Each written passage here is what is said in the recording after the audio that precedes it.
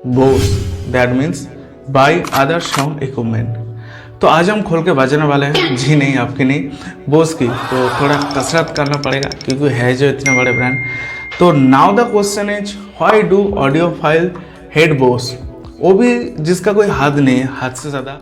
आप इस बातों का अंदाज़ा नहीं लगा सकते कितना ज़्यादा हेट किया जाता है ऑडियोफाइल्स के तरफ से बोस को।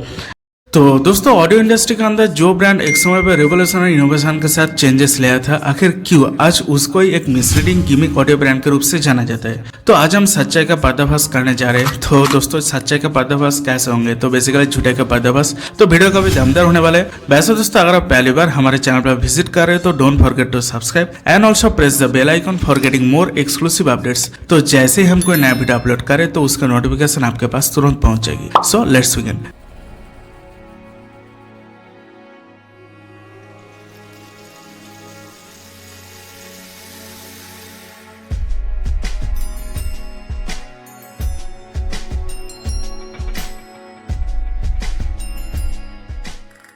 देखिए दोस्तों, मैं कुछ जेन्युइन रीजन आपको बताने वाला हूँ। तो हो सकता है आपके जो ओपिनियन है तो अलग है, ऐसा जरूरी तो नहीं है सबका ओपिनियन एक जैसे होंगे। तो आप भी मेरे को कमेंट्स कर तो बता सकते हो, लेकिन वीडियो को एंड तक देखना क्योंकि मैं आज ऐसी कंटेंट बनाने जा रही हूँ जो कि इससे पहले कोई भी हिंदी में शायद नहीं बनाई होगी। ओके, तो पहले जो सबसे बड़ी कमी है बोस की तरफ से वो है दोस्तों कस्टमाइजेशन का फ्रीडम को लेकर।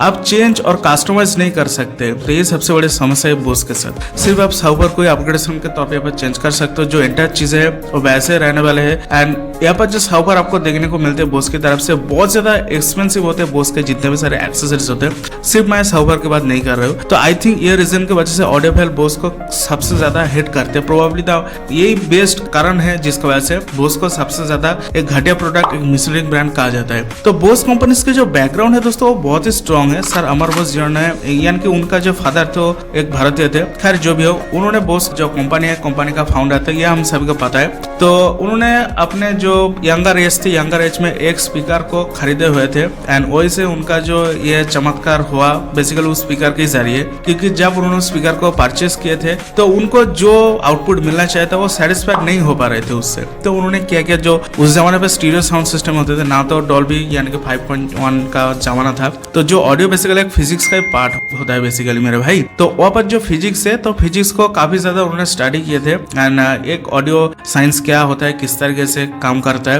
एंड उसके बाद MIT में उन्होंने प्रोफेसर भी रहे थे। तो काफी सारे पैसे को इकट्ठा करके बहुत ज्यादा उन्होंने मेहनत करके उन्होंने बोस को एस्टेब्लिश किए थे। तो उन्होंने क्या किया, जो साइको अकोस्टिक के कुछ स्पीकर को स्टडी करके बनाए थे एंड ऑडियोफाइल को ये दिखाना चाहते थे कि एक ह्यूमन ईयर किस तरीके से साउंड को बेसिकली महसूस करते और जो फ्रीक्वेंसी रिस्पॉन्स है उसको सुनते। तो ये जो प्रोजेक्ट था काफी, यहाँ पर मैं बोल सकता हूँ एक रेवोल्यूशनरी प्रोडक्ट तो ऑब्वियसली था, बट जो शेप थे, शेप में काफी एक अजीब आपको देखने को मिलते थे। ट्रायंगल से में काफी सारे स्पीकर को उसके अंदर भर के एक उन्होंने ऐसा शोकेस किया था कि एक डायरेक्टली जो एक लिसनर होता है, लिसनर के जो साउंड रिफ्लेक्ट होकर कैसे पहुंचती है फ्रीक्वेंसी। तो ऑडियोफाइल का मानना कुछ ऐसा था कि ये रेवोल्यूशनरी सिस्टम था, बट जो साउंड है, साउंड में उतना ज्यादा इम्पैक्ट नहीं आ रही थी। तो जैसे बोस ने कहा था तो उतना ज्यादा रिजल्ट नहीं मिल रहा था। तो बोस का जो टीम है फिर उसको दोबारा से रिडिजाइन करके अपने काम पे लगे हुए थे। लेटर उन्होंने लॉट ऑफ मोर सक्सेसफुली एक आइकॉनिक कन्वेंशनल स्पीकर को शोकेस किया था जो कि डायरेक्टली रिफ्लेक्ट होकर लिसनर्स के कानों तक पहुंचेगी एंड व्हिच वाज बोस 901। ये काफी ज्यादा एक फेमस प्रोडक्ट है, फिलहाल के लिए भी ये मार्केट के अंदर देखने को मिलता है, काफी ज्यादा डिमांड भी है। तो ये प्रोडक्ट बहुत ज्यादा सक्सेसफुली मार्केट में अपना जो कर्तव्य दिखा रहा था। लेकिन ऑडियोफाइल इस बार भी ज्यादा नेगेटिव पॉइंट्स दिखाने लगे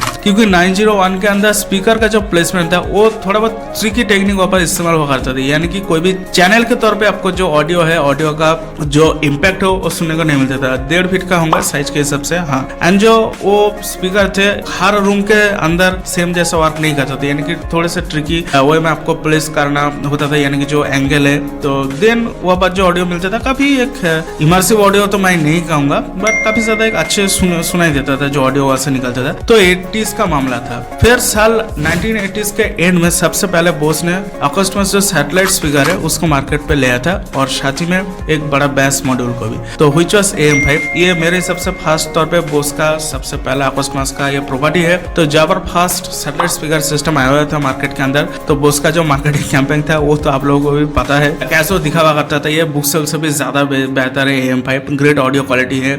आप इसको परचेस करिए, अभी घर ले जाए। तो अगर बात की जाए फॉर्म फैक्टर की, तो स्पीकर का जो साइज था बहुत ज्यादा छोटा था। जो बेस मॉडल था भारी भरकम साइज, जो कि दिखने में बहुत ज्यादा भद्दी लगता था। एंड इसको बुक्सेल के साथ कंपेयर नहीं कर सकते मेरे भाई, बहुत ही बल्कि होता है। साउंड क्वालिटी ठीक ठाक है, डिसेंट है, उतना ज्यादा इंप्रेसिव भी नहीं करता था जैसे कि प्रवासन अंकल्स का है या फिर डाली ऑडियो का है, ऐसा कुछ भी नहीं है। तो नॉर्मल एक स्पीकर जैसा होता है, काफी उससे इंप्रूव। तो नॉट जो रियली बुक्सेल स्पीकर उसकी जगह ये नहीं ले पाया। बिल्ड क्वालिटी भी काफी खराब था। जो चैसी था बेस मॉडल का एनक्लोजर काफी चीप मटेरियल का बनी हुई थी। एंड ड्राइवर भी ट्विटर पेपर का बना हुआ था। तो कहीं ना कहीं ये डाउनग्रेड तो है बोस जैसे इतने बड़े मासूर ब्रांड के लिए। तो जिन लोगों को सोफिस्टिकेटेड ड्राइवर पसंद आता था तो वो तो काफी ज्यादा इस चीज को हिट करने लगे। और जो एक मेन रीजन था दोस्तों वो है ऑडियो फाइल्स। वो इसलिए बोस को इतना ज्यादा घिनौना तरीके से दिखता है। बोस अक्सर उन्हीं कस्टमर्स को यानी कि उन्हीं लिसनर्स को टारगेट करता था, अभी भी करते हैं, जिन लिसनर्स को ऑडियो सेपरेशन के बारे में, साउंड क्वालिटी के बारे में कुछ पता ही नहीं, जिनको जीरो नॉलेज है, उनको ही बार बार ये चीज शोकेस किया जाता था। उनको ही काफी ज्यादा एक मैनिपुलेशन किया जाता था जो मार्केटिंग कैंपेन था। और एक भी रीजन है बोस की जो सिस्टम होते हैं उसमें पार्टिकुलर कोई सिग्नेचर आपको सुनने को नहीं मिलता है। जैसे कि आप कोई भी जापानीज एंड जो ब्रिटिश ऑडियो सिस्टम होते हैं जैसे कि डेनॉन, मारांच, कैम्ब्रिज ऑडियो, तो यहाँ पर एक पार्टिकुलर ऑडियो फ्रीक्वेंसी सिग्नेचर आपको सुनने को मिलता है। जब भी हम कोई भी सोनी का साउंड सिस्टम सुनते हैं या फिर कोई भी डेनॉन का, तो हमें ये चीज पता लगती है कि हाँ हम एक पार्टिकुलर किसी ऑडियो ब्रांड की जो साउंड सिस्टम है उसको सुन रहे हैं। जैसे कि मारांटाच एंड उनके का फ्लैट साउंड सिग्नेचर होते हैं। साथ ही साथ उसका एक अलग टोनर है जो कि डिफरेंशिएट कर पाता है सभी लिसनर की एक अलग ब्रांड है। जैसे कि सोनी का एक भी सेप ऑडियो ट्यूनिंग ऑफर किया जाता है। तो बोस के साथ बिल्कुल भी उल्टी सीधी मामला है। बोस का हर एक प्रोडक्ट के अंदर आपको अलग अलग साउंड सिग्नेचर मिलते हैं। बेसिकली उसका कोई साउंड सिग्नेचर है ही नहीं। तो 19 का दशक में बोस ने एक कंप्लीट म्यूजिक सिस्टम को लॉन्च की थी जो कि मेरे को काफी ज्यादा पसंद आया। यानी कि तभी मैं नहीं पैदा हुआ था, लेकिन ये जो हिस्ट्री को जब मैंने झांक के देखा तब मेरे को ये चीज पता चला, जिसका नाम था लाइफस्टाइल म्यूजिक सिस्टम।